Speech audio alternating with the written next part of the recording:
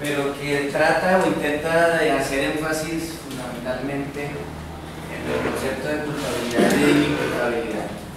Mi tesis de doctorado presenté ya en el año 2006, estuvo dirigida, orientada fundamentalmente hacia el campo de la sociología jurídico-penal, y también está orientada al debate de los fundamentos epistemológicos y de filosofía del derecho penal de ciertas instituciones del derecho penal. En esta oportunidad no voy entonces a partir de ese enfoque sociojurídico que presenté en una charla anterior, porque el objetivo de esa charla era principalmente demostrar cuál había sido desde el punto de vista metodológico el enfoque para el desarrollo de una tesis de doctorado. En esta oportunidad lo que voy a intentar es hacer la introducción de lo que sería un seminario dentro de un doctorado, el doctorado de nuestra universidad, en el área de profundización del derecho penal. Eso sí, digamos así, es una lucha profesional, pero también, digamos, lo conceptual de toda mi vida en el campo del derecho penal, siempre desde un enfoque integral. Es decir, yo no me he dedicado a la dogmática únicamente, a la sociología jurídica únicamente, ni al derecho procesal penal únicamente, sino que intento siempre tratar de tener una mirada integral, y creo que ese es el reto para los penalistas en la actualidad. En ciertas escuelas, particularmente en Italia, no se avisa el enfoque, es decir, no hay un anuncio de esto es una orientación sociojurídica, esta es una orientación dogmática, esta es una orientación procesal, sino que es un solo problema y puede ser abordado indistintamente desde esas tres orientaciones por lo menos. Esta es entonces la introducción de lo que sería ese curso dentro de un doctorado en Derecho, y por lo tanto se trata únicamente de mostrar cuáles son los planteamientos centrales de esa charla, y seguramente no podré desarrollar muchos de esos planteamientos porque eso sería materia del curso de doctorado. Como lo anunció la doctora Dayana, se trata de vincular fundamentalmente tres categorías. ¿Cuáles son esas tres categorías? Primero, la categoría de la inimputabilidad en el campo precisamente de la culpabilidad en materia de derecho penal. Luego, el tema de las psicopatías. Por supuesto que mi interés en relación con la psicopatía es porque los asesinos seriales han sido diagnosticados a lo largo de toda la literatura criminológica y psiquiátrica con esa patología que veremos no es una patología mental, sino un trastorno asocial de la personalidad, es decir, una patología moral, social, una imposibilidad de una interacción normal, sino una interacción defectuosa, anormal, y por lo tanto se trata de abordar esa psicopatía sabiendo que mi interés no es la psicopatía per se, sino los asesinos seriales. Finalmente, lo que quería hacer la charla anterior, pero que decidí no desarrollarla porque ya ha sido abordada de distintas maneras en este espacio, que es el tema de los fines y funciones de la pena, y que particularmente plantea un reto absolutamente complejo en tratándose de asesinos seriales y fundamentalmente en tratándose de psicópatas. ¿Cuál es el fin? Ya veremos que hay una gran diferencia en la literatura criminológica, pero también en la literatura de la teoría de la pena, entre fines y funciones de la pena. ¿Cuál es el fin? Es decir, ¿cuál es la promesa que debe cumplir la pena o la sanción, dependiendo de la conclusión a la que lleguemos, tratándose de psicópatas y asesinos seriales? Les he querido colocar una primera diapositiva. Esta es la imagen de Hannibal en digámoslo así, en el imaginario colectivo cuando hablamos de asesinos seriales, pensamos inmediatamente en esa versión ficticia, ficcional, cinematográfica de los asesinos seriales, y he querido plantear la imagen no de un asesino serial real, sino de este personaje del cine hollywoodense. Aunque hollywoodense, el guión fue realizado por quien denominó por primera vez a este tipo de asesinos múltiples como asesinos seriales, el criminólogo del FBI, el señor Robert Redford.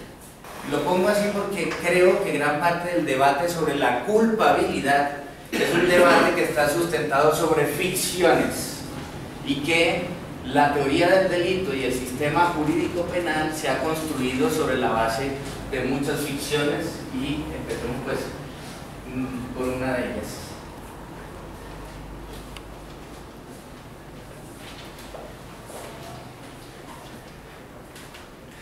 Entonces, esas son las categorías que abordaría.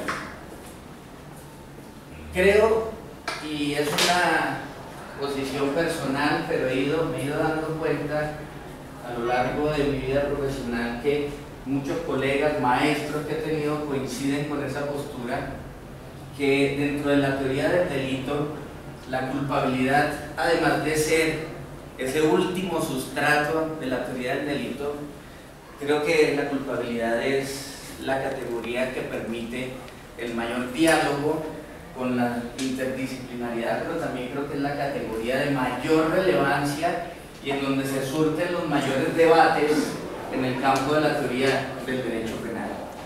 Creo que el enjuiciamiento, el análisis objetivo del delito es un problema de abogados, de adecuaciones del mundo de la vida a los tipos y al derecho penal, mientras que la culpabilidad tiene que ver con la psiquiatría, con la psicología, con la sociología y básicamente con el conflicto y la tragedia humana. Por eso creo que es en la culpabilidad, en el debate de la teoría del delito, en donde se surten en la actualidad los máximos debates.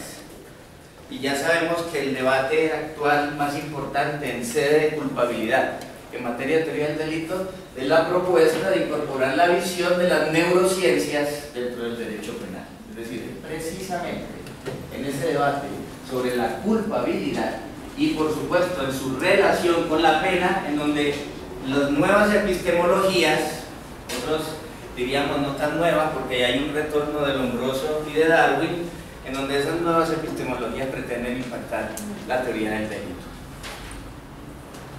Recientemente Jesús María Silva Sánchez, que nos visitó para hablar precisamente de los fines y funciones de la pena, señalaba que después de tantas definiciones del derecho penal y de la teoría del delito, frente a la pena particularmente y la imposibilidad de justificar la pena desde el punto de vista de la sistemática del derecho penal, él entendía que el derecho penal desde el punto de vista teórico no era más que la racionalidad del poder punitivo, es decir, que el derecho penal no es más que un conjunto de razones racionales que justifican la existencia del poder punitivo.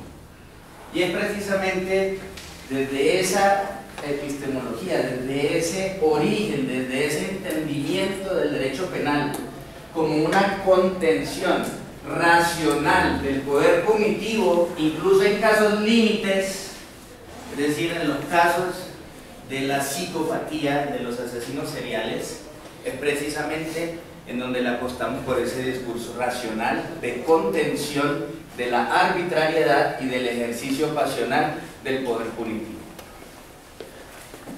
Finalmente, por ser mi maestro y también porque es la orientación dentro de la teoría del delito, no solo porque es latinoamericano, sino porque creo que integra la visión sociológica con la teoría del delito, voy a señalar que gran parte de las orientaciones que plantearé a lo largo de esta discusión están fundamentadas o en algunos casos están puestas en cuestión a la luz de lo que el famoso criminólogo, penalista, ex magistrado de la Corte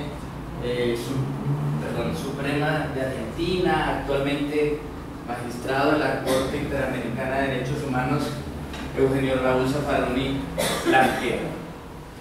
Lo primero que me gustaría señalar en diálogo con Zaffaroni para abordar todo este debate sobre la culpabilidad, es decir, la primera conclusión que podemos sacar es que la culpabilidad es la que implica el mayor debate en el campo de la teoría del delito.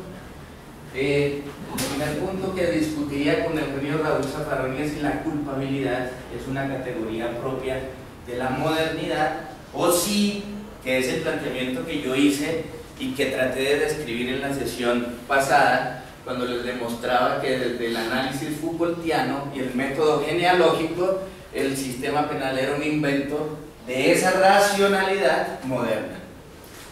Por lo tanto, Zaffaroni dice, pero en el campo de la culpabilidad no. La culpabilidad se viene debatiendo por lo menos hace 400 años, y dice él, aún más. Es decir, la culpabilidad es un debate que está presente incluso desde la Inquisición. Y se permite él colocar un ejemplo que me parece muy significativo y además me parece, pues, hasta entretenido.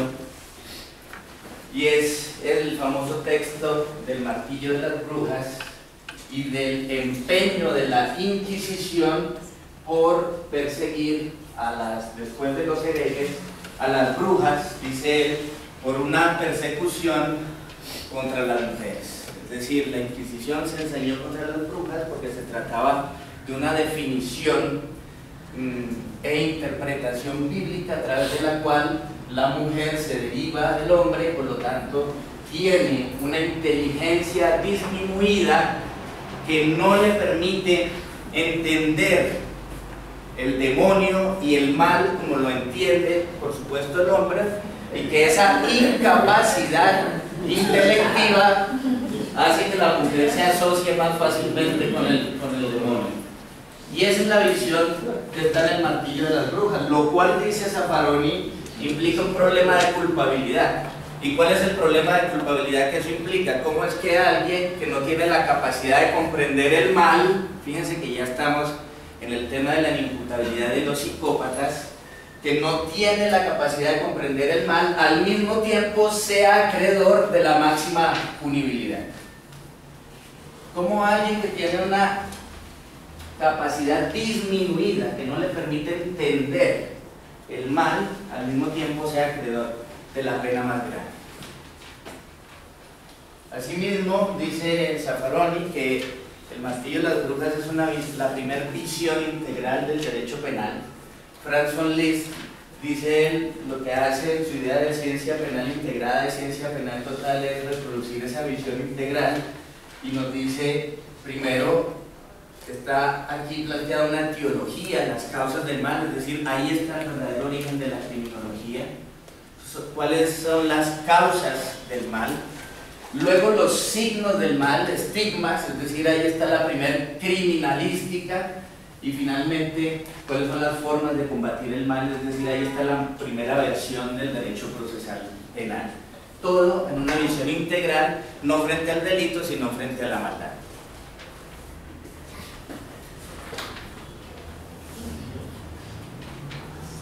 Empecemos entonces a abordar, repito, sin desarrollar muchos de los conceptos, cómo podríamos pensar la inimputabilidad en el interior de la culpabilidad y cuáles son los problemas fundamentales que se juegan en el interior de ese debate. Lo primero que tendríamos que señalar es que desde el punto de vista de la evolución de la teoría del delito, el primer acápite de las escuelas de teoría del delito, es decir, la escuela del causalismo naturalista,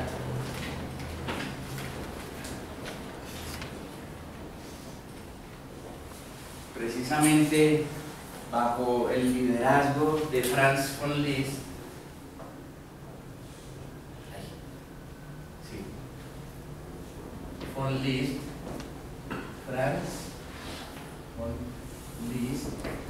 y de Ernest von Belling, plantean el primer acercamiento, esquematización de esa culpabilidad dentro de ese producto de la modernidad que es precisamente el derecho. Y Franz von Liszt plantea algo muy paradigmático.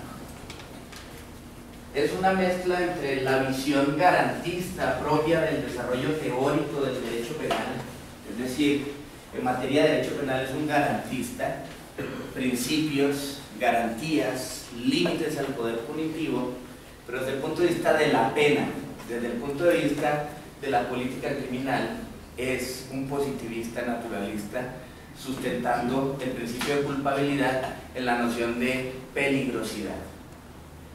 Ya la escuela clásica no esquematiza una teoría del delito, pero que sí plantea los fundamentos epistemológicos de lo que posteriormente es la teoría del delito.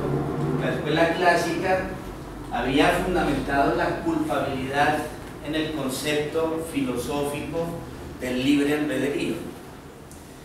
Y Franz von Liszt, precisamente por ser naturalista, desconoce toda esa tradición de la fundamentación de la culpabilidad en el libre albedrío y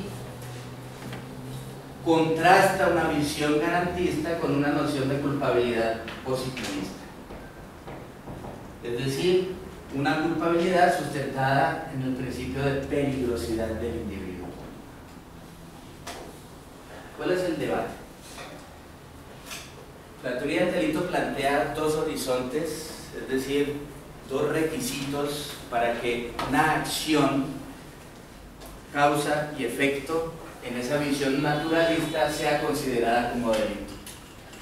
Primero, un enjuiciamiento de tipo objetivo y luego un enjuiciamiento de tipo subjetivo. Desde el punto de vista objetivo nos referimos a lo que hoy en día denominamos el injusto, es decir, la conducta típica y antijurídica.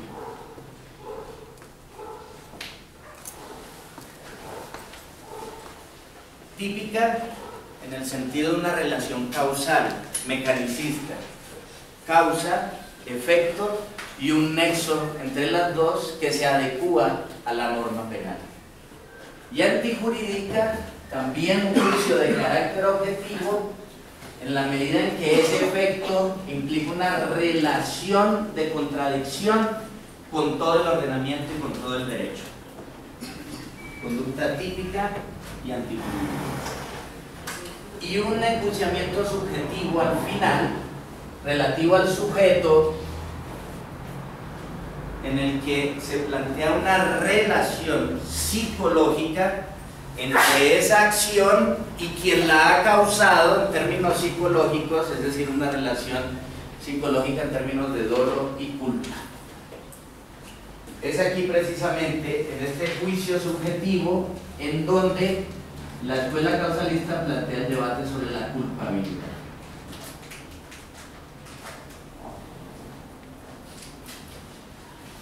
Se ha dicho que la culpabilidad es el puente entre el injusto y la imposición de la pena.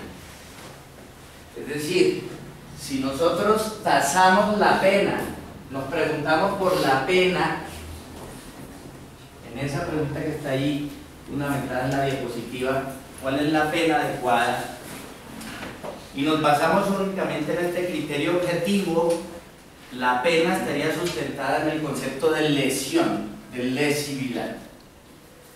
Y dice la escuela positivista y la escuela del causalismo naturalista, ¿será que el criterio de lesión, de lesividad, de intereses es el único criterio para trazar la pena? No es suficiente. Y por lo tanto necesitamos un criterio adicional que se sustente en el sujeto, y ese criterio es la culpabilidad, para poder también hacer un puente entre el injusto y la pena. En pocas palabras, la culpabilidad es un puente entre este juicio objetivo, este injusto, y la pena. Es un criterio para establecer responsabilidades. Y ahí viene el positivismo. ¿cómo puedo entonces tasar la pena desde el punto de vista del sujeto?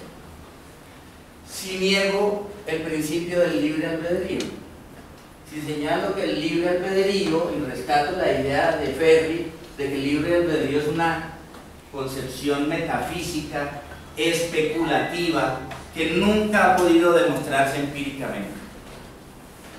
Dice Ferri en la sociología criminal, es imposible demostrar el libre albedrío desde el punto de vista empírico.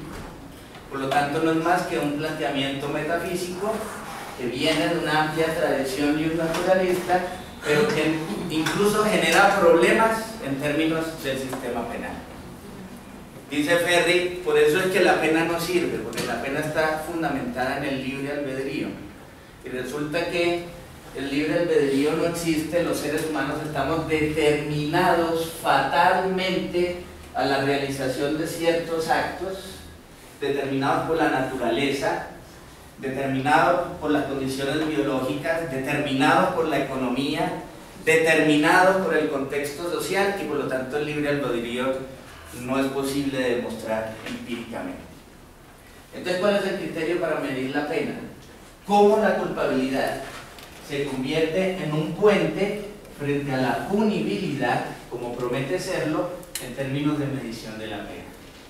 Tienen que recurrir a este positivismo y al criterio de peligrosidad del sujeto o del delincuente.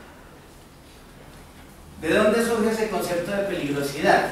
Del análisis científico del derecho penal que ellos promueven.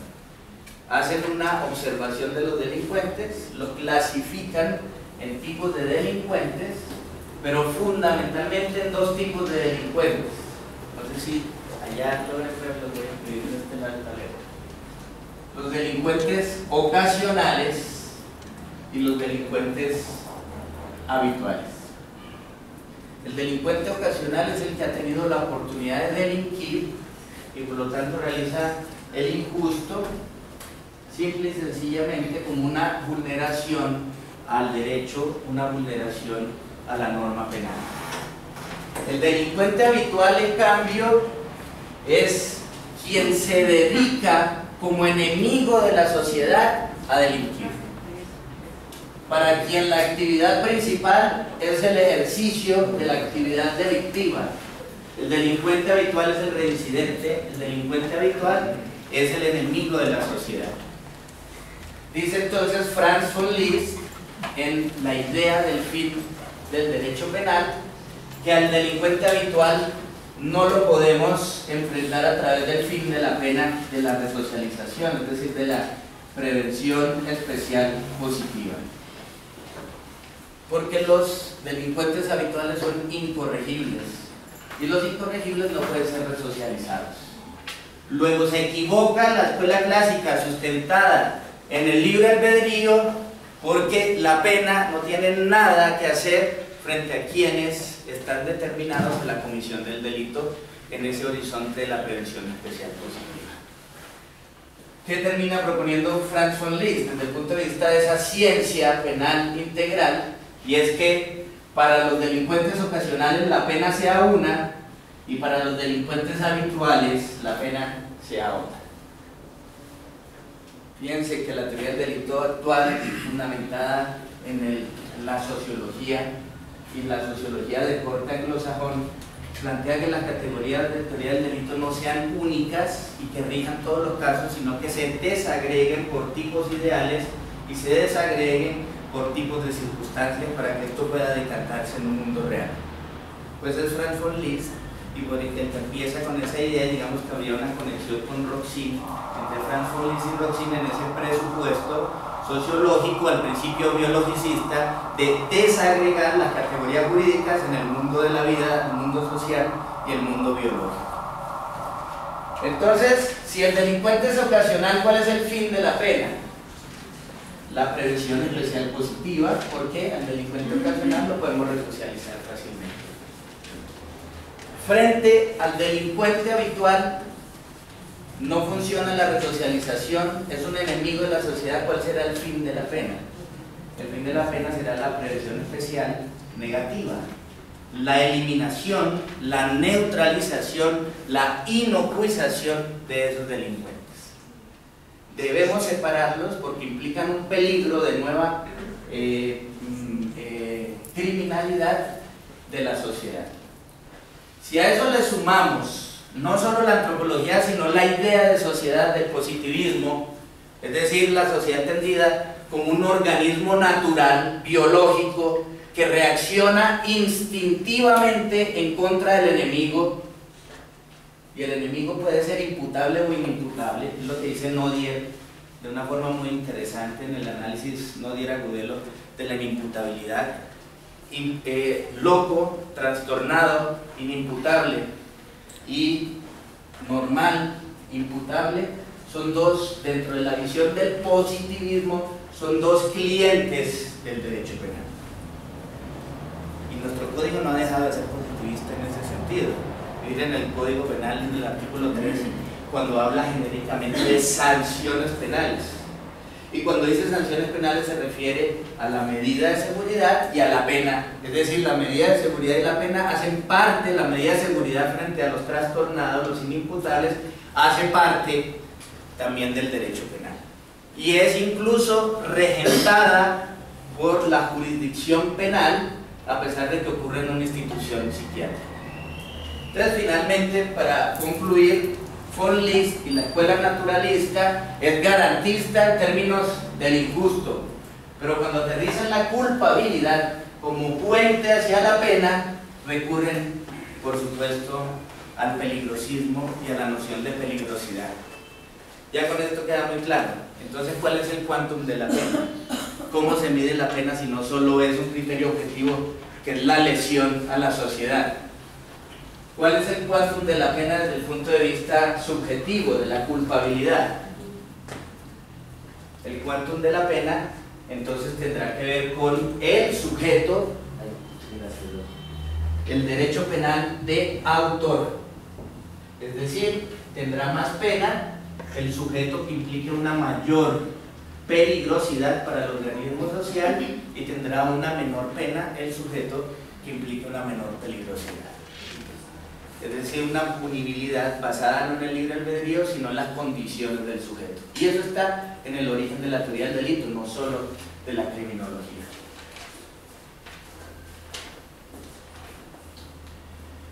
Por supuesto que aquí claramente no hay un concepto de culpabilidad. ¿Por qué no hay un concepto de culpabilidad? Aquí lo único que hay es un análisis psicológico de cómo actúa el ser humano en esta visión de la escuela causalista. Es decir, el ser humano actúa desde el punto de vista psicológico, una culpabilidad psicologicista, el dolo y la culpa, actúa a través de una comprensión del mundo fenomenológico, es decir, causa y efecto, y los seres humanos actuamos planteándonos espacio, tiempo y leyes de causalidad para conseguir los objetivos. ¿Estoy claro? Cualquier persona que necesite la consecución de un fin, antes tendrá que hacer un cálculo mental, o después, que es el debate de la teoría del delito, para la consecución de ese fin. Es decir, yo me tengo que ubicar espacial temporalmente, yo tengo que mirar cuál es el propósito, qué es lo que debo conseguir. Yo hago un cálculo desde la experiencia y digo, desde el punto de vista causal, qué debo hacer para asegurarme eso que me he propuesto. Y eso no es culpabilidad. Ahí lo único que hay es un análisis de cómo se realiza un hecho típico, es decir, es una relación del acto en términos de cómo se calcula desde el punto de vista del sujeto. Y esto se puede cuestionar precisamente desde los inimputables, esa noción de culpabilidad. Un loco actúa típica y antijurídicamente, es decir, y el loco incluso actúa con dolo, porque el trastornado persigue un fin, por ejemplo, generar una lesión, y se ubica en el mundo fenomenológico, y de querer causarla, pues lo hace de la forma más idónea. Sin embargo, lo que no comprende es inimputable, es otra cosa. Y eso que no comprende sí hace parte de la culpabilidad. Esto es simplemente un análisis psicologicismo de cómo se causa una acción. Entonces, ¿qué es la culpabilidad? Si no es eso, o sea, la culpabilidad no puede ser el dolo ni la culpa. ¿Qué es la culpabilidad? Y aquí voy a recurrir al famoso, no voy a decir filósofo, sino filólogo Federico Nietzsche, quien precisamente en ese texto Genealogía de la Moral nos pretende definir desde el origen etimológico de la palabra culpabilidad en alemán qué significa. Y en alemán culpabilidad es reprochabilidad, es la palabra Schuld. Aquí hay una cita bastante larga de la Genealogía de la Moral, pero básicamente lo que dice Nietzsche en la Genealogía de la Moral es que la culpa es medida incluso desde el punto de vista civil, contractual, como una deuda. La culpa es ese reproche que le hace toda la sociedad a un deudor, a alguien que le adeuda algo al organismo social, a la sociedad. La culpa es una falta. La culpa, incluso en términos subjetivos, al final, mala conciencia, dice Nietzsche, es un sentimiento de deuda con los otros y con la sociedad. Es decir, podemos reprocharle a alguien culpablemente una responsabilidad penal porque está en deuda con toda la sociedad. Y eso no tiene que ver con ese análisis psicologicista del dolo y la culpa. La culpa es una falta, una falla, una deuda, una ofensa, una deuda de la sociedad. Desde el punto de vista contractual, pago las deudas con dinero, desde el punto de vista civil, comercial, etc. Pero desde el punto de vista penal, ¿cómo se paga una deuda? ¿Cuál es la forma de pagar esa falta? Es decir, ¿cuál es el criterio, nuevamente, el puente entre culpabilidad y pena? Se paga precisamente con el castigo. Sin embargo, hay deudas más grandes que otras. Las deudas que tiene el delincuente habitual con la sociedad son más grandes que las deudas que tiene un delincuente ocasional con la sociedad. Y por lo tanto, ese criterio de culpabilidad sí nos sirve para tasar la pena. Ahí sí, con ese criterio de deuda, sí podemos tasar la pena, es decir, ahí sí se realiza ese presupuesto de que la culpabilidad es un puente entre el injusto y la pena.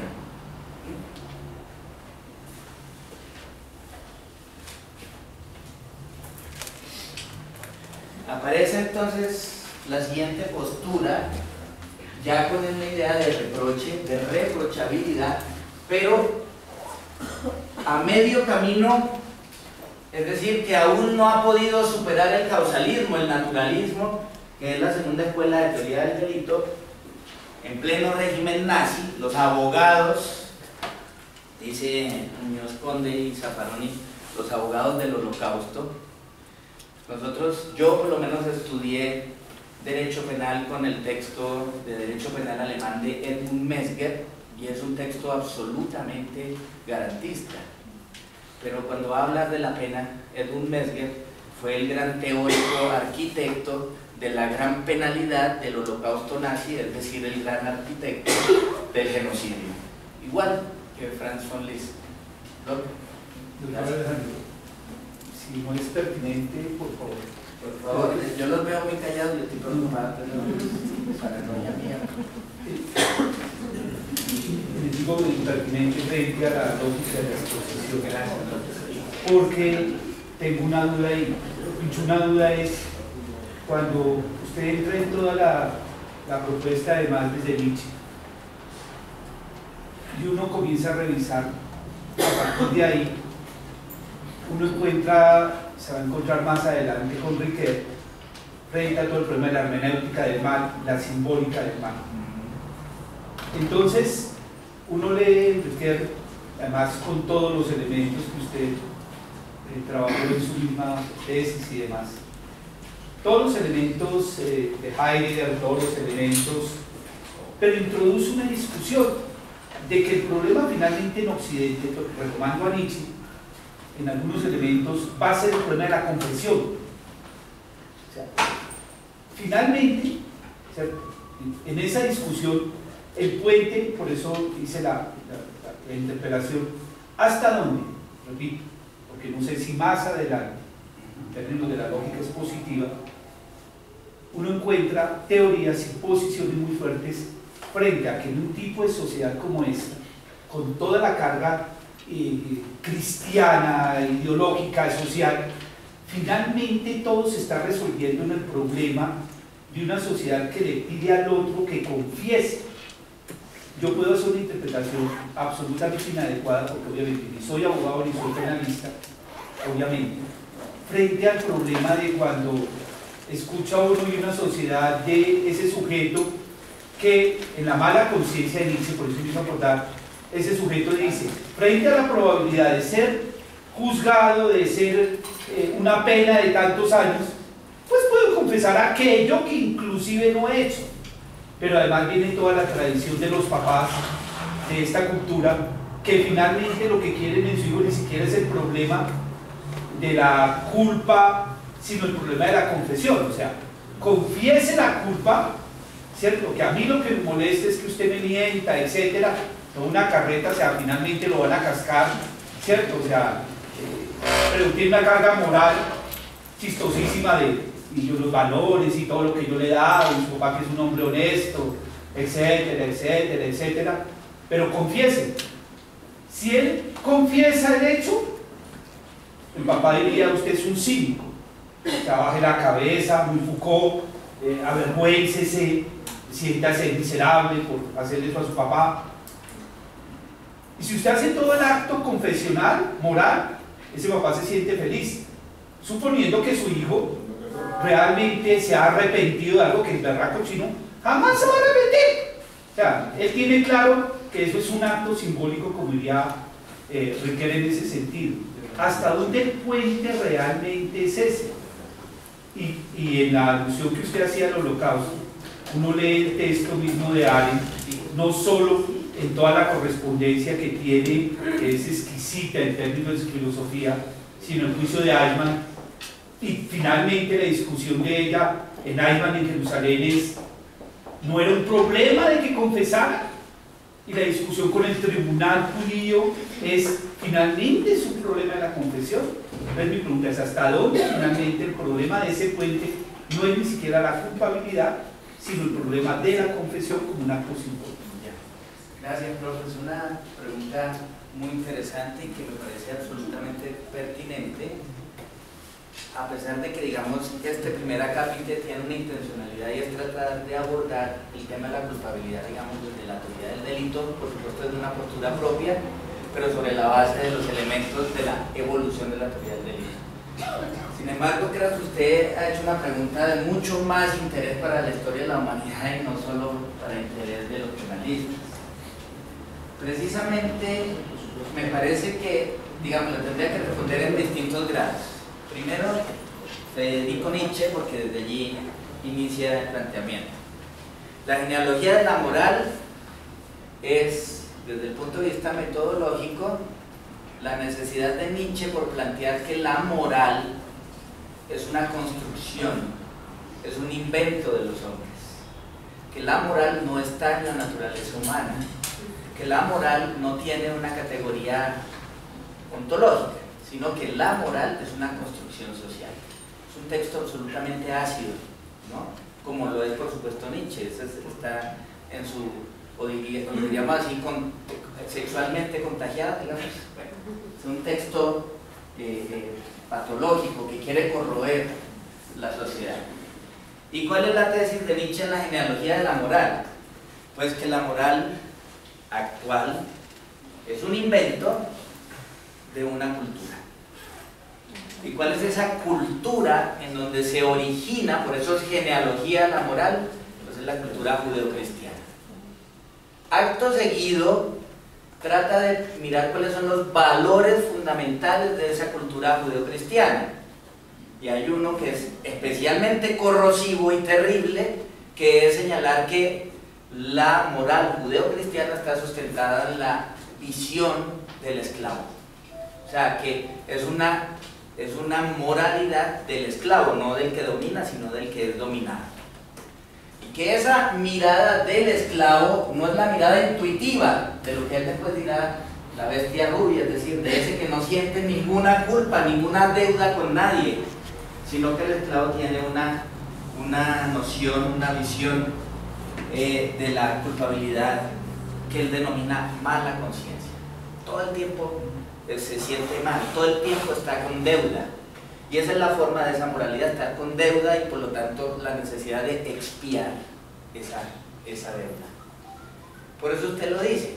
En la lógica de Nietzsche, que ojo, no estoy de acuerdo con ella en muchas cosas, y además coincido en que ahí sí hay una mala lectura de Nietzsche que pudiera fundamentar finalmente el holocausto nazi, que es la negación de toda racionalidad y la exaltación de la irracionalidad a través de las pasiones. El hombre libre es el pasional, no el racional, y eso de alguna manera implica un acto de fuerza, y hay una apología de esos actos de fuerza. Entonces finalmente, para aclarar un poco la postura, ahí es donde surge lo que usted está diciendo en el discurso de Nietzsche. Si hay una culpa constante, una deuda, pues entonces hay que expiarla. Esa deuda tiene que expiarse. ¿Y cómo se expía esa deuda? Muy propio de esa moralidad, a través de la confesión, o si no, a través de la pena. La pena es una forma de retornar a la inocencia, de retornar a la humanidad. Posteriormente ese rezago queda incluso en el iluminismo. Kant es propio de ese rezago. La pena es un favor para el delincuente vuelve al imperativo categórico gracias a la pena, el delincuente deja de ser animal y se vuelve otra vez ser humano gracias a la pena. Entonces sí, esa lógica está por ahí. Pero usted nos plantea ya con esto, digamos, culmino, porque es una digamos, se tendría que desarrollar en mucho tiempo esta discusión. Paul Ricoeur es un hermeneuta que, por cierto, tiene que huir de Francia porque el psicoanálisis de Lacan le hace bullying. Lacan acaba con la vida académica de Paul Ricoeur. Y entonces Paul Ricoeur tiene que huir ¿a dónde? A Estados Unidos. Y en Estados Unidos, ¿en dónde aterriza Paul Ricoeur? Con Mircea Eliade. Es decir, con quien hace un análisis semiótico e histórico de las religiones. Y entonces él incorpora esa semiótica, ese análisis de los símbolos religiosos a su análisis hermenéutico de la cultura y de la historia. Y claro, Paul Ricoeur está plagado de análisis de símbolos y de simbologías que tienen que ver con la culpa. Y ahí aparece un símbolo muy interesante. Ya no solo es la mala conciencia, no solo es ese símbolo de sentirse en deuda constantemente. El que se siente en deuda constantemente es como un camello, siempre está esclavizado. Hay otro símbolo que es la tesis del chivo expiatorio y que es propio también de ese contexto semiótico. ¿Y cuál es la tesis del chivo expiatorio? ¿Qué le pasa a Job? ¿Cierto? ¿Cuál es la carga de Job? Job es elegido y le pasan todas las tragedias del mundo y es elegido para lavar los pecados de todo el pueblo. Es decir, Job es el chivo expiatorio, con la sangre de ese chivo que finalmente es sacrificado, se lavan los pecados de todos. Y la culpa y la pena tiene que ver también con ese símbolo. Quien termina siendo objeto de una punibilidad, lo dice también el psicoanálisis, desde esa misma simbología, quien termina siendo objeto de la pena más drástica, lava los pecados de todos, porque todos ejecutamos comportamientos típicos, antijurídicos y culpables de menor gravedad, pero es como una especie, sobre todo en sociedades anómicas, de interacción normal en ciertos tipos de sociedades. Es como mi forma de contestar a esa pregunta. De ahí podríamos seguir. Entonces, sí, la culpabilidad me parece, reitero, es la categoría de la teoría del delito que más riqueza da. Y si la abordamos desde el punto de vista neurocientífico, cómo ubicamos esa deuda en el cerebro y cómo lo mapeamos y cómo lo cartografiamos, es otra discursividad muy interesante sobre la culpabilidad y es la que está de moda actualmente. Ay, perdón. Entonces les decía, el causalismo que Edmund Mesmer protagoniza, que es causalismo dentro de la escuela de la teoría del delito, es el causalismo valorativo. ¿Qué significa que sea causalismo valorativo? Que sigue siendo causalismo, sigue siendo biologicismo, pero se le agrega otra visión, es decir, que este juicio del injusto es objetivo, que el análisis sobre la culpabilidad sigue siendo subjetivo, pero que se agrega una valoración. ¿Y esa valoración de dónde surge? Del interés de rescatar nuevamente, como se rescataron distintas épocas dentro del derecho, a Kant. Es decir, esa visión neokantiana nos coloca dentro de la teoría del delito las valoraciones. Este juicio sobre el injusto no solo es objetivo, también va a ser valorativo. Lo que pasa es que no son valoraciones éticas y sociales, porque Mesmer sigue siendo un técnico jurídico, un normativista. Esta posición es normativista. Esas valoraciones las hace el legislador. Las valoraciones éticas y sociales las convierte en norma el legislador y son valoraciones que hace dentro de la teoría del delito. Valoraciones en sede de tipicidad. Todos esos ingredientes del tipo adicionales a la descripción de la acción, de la relación causal, todos esos ingredientes que implican explicaciones de las circunstancias o de los propósitos del autor. El elemento subjetivo como ingrediente del tipo, es decir, por ejemplo en el hurto, cuando el legislador aclara que hay hurto desde el punto de vista causal, no solo con apropiarse de una cosa mueble ajena, sino cuando el sujeto activo de esa conducta tiene un propósito, y ese propósito es el ánimo de ser señor y dueño de esa cosa, es decir, el ánimo de dominio. Lo que está haciendo el legislador es una valoración dentro de la tipicidad. Entonces lo que está demostrando Mesmer es que no basta el causalismo, ni siquiera en sede de tipicidad, porque ahí hay que hacer valoraciones. Lo mismo ocurre en la antijuridicidad.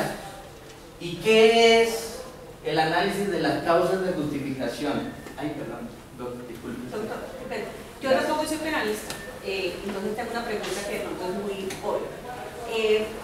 ¿Qué peso tiene esa culpabilidad en los asesinos en serie de los que se está hablando? Porque como empezamos a ver en el asesino Hannibal Lecter, él estaba en la cárcel, o sea, así fuera psicópata, ¿cierto?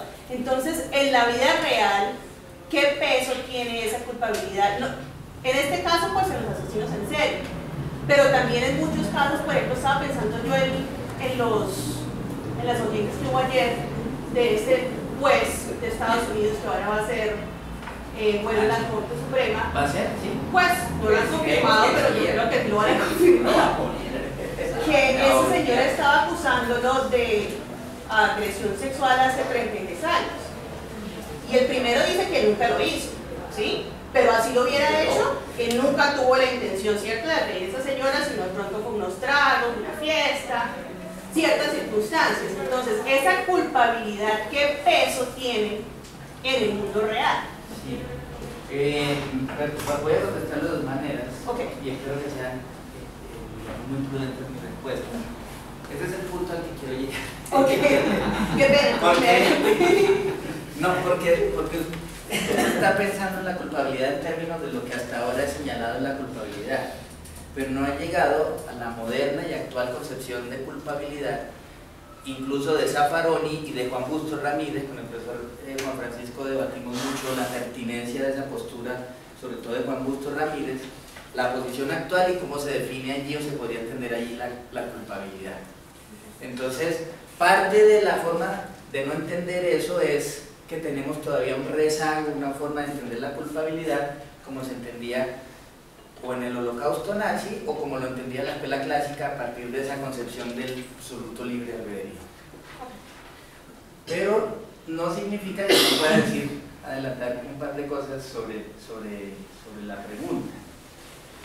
En la sesión anterior que yo les hacía era un análisis, digamos, histórico, sociojurídico de la psicopatía y de los asesinos seriales, yo les decía que desde el punto de vista psiquiátrico, lo demuestra Foucault, perdón, siempre dirán que yo recurro, creo que es una herramienta muy útil, que desde el punto de vista que lo demuestra el propio Foucault, él hace un análisis de en qué momento surge la categoría de inimputabilidad y sobre todo la categoría de lo que hoy en día denominamos psicópata.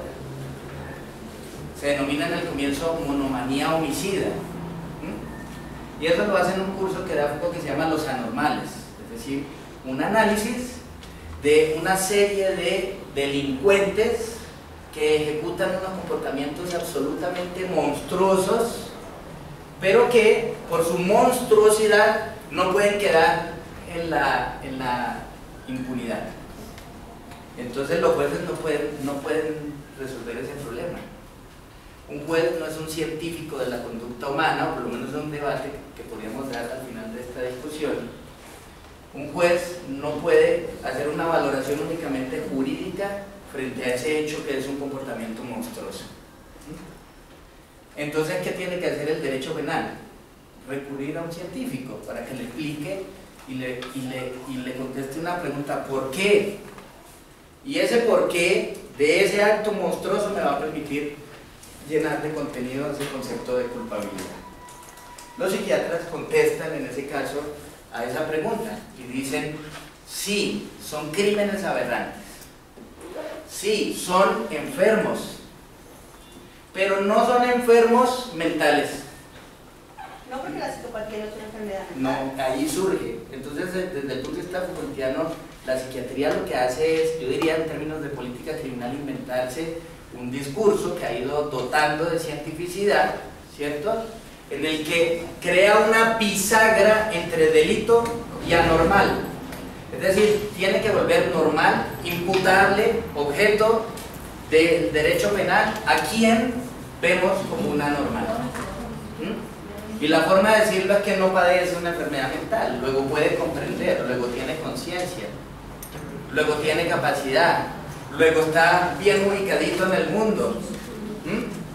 Pero lo que la normalidad del psicópata es la incapacidad que tiene afectiva y emocional de socializar con los otros.